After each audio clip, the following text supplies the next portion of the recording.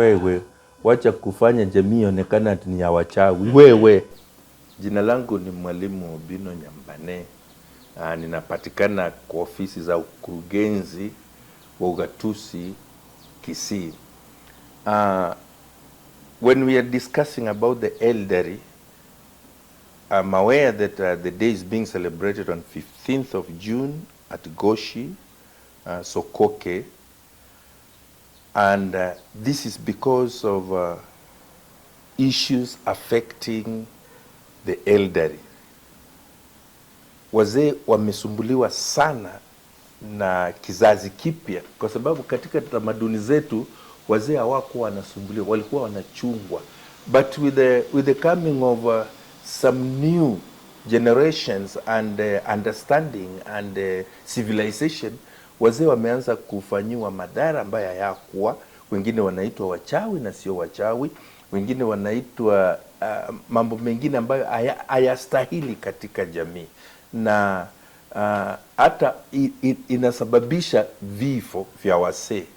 Kwa mfano, in our county kumekuwa na visa kadhaa which vile ninaweza kusema allegations against the elderly, allegations that are not true, because kwa mfano unapoita mtu mchawi lazima upate na nafasi ya kutueleza kwa nini unamuita mchawi. In most cases in our county, what comes out is that watu wanapigania mashamba, inheritance has caused a lot of problems, especially inheriting family land. So the younger generation wants to eliminate the older generation so that they occupy the land, and the land has become a very sensitive issue. Any case where unapata attacks are there on the elderly, when you follow it up, you end up realizing that it has something to do with land issues. So that one, I think the government has been doing what it can in our department to make the people understand their role in taking care of the elderly, and in assistance with some other groups, stakeholders, we have been able to sensitize the public against making the elderly suffer. Instead, we are supposed to take care of them. Another issue is most young generation have gone out into urban centers and they have left the elderly at home at the risk of others. This is risky because unapata wazee wamebaki peke yao, kazi wanajifanyia peke yao, and sometimes there are in-house accidents that kill many. So you find these elders alone and lonely. Another issue that has emanated in our community is kuna vijana wengi wameenda diaspora, wameenda ng'ambo, nchi za nje. Alafu wakiita watu kutoka nyumbani wanaita their mothers. Now, the fathers who are elderly remain alone. It is becoming a serious issue. So in most families unapata nyumba kubwa lakini mtu wako hapo ni mzee peke yake. This is really bringing another issue that is making the elderly suffer unnecessarily. So we're trying to sensitize the public waelewe that the elderly are the core of their being. Without these people they couldn't be. So they should be taking quite some care of them. Uchawi, witchcrafts. Hii imekuja because of what we call in our language chindamwamu, yani envy and such like. People in the community used to stay and live together. So there was nothing like witchcraft. This is a new development which came from the coast.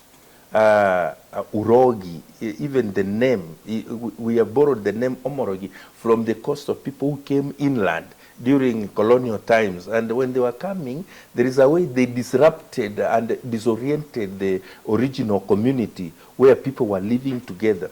Now, with the coming of Christianity and Western education, which you call civilization, you find watu walianza kutoka, wengine wakaenda ng'ambo, wengine wakaenda masomo. When they come back, the level of adjusting at home and environment was not the same.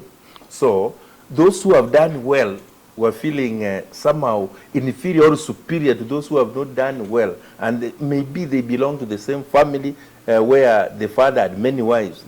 Now, those who have done well will look at anything happening to them as being caused by those who have not done very well. And that is how enmity started, and that is how oboroki or witchcraft is thought to have started. In essence, it was not there. It has come with modernity and civilization. They are using the word uchawi now because they want to occupy this land. They want to eliminate the elderly. So wanampatisa, yani they baptize them that ule ni mchawi. They try to create some drama, like the Marani case. It was just some drama that was created against those women and you know, the public.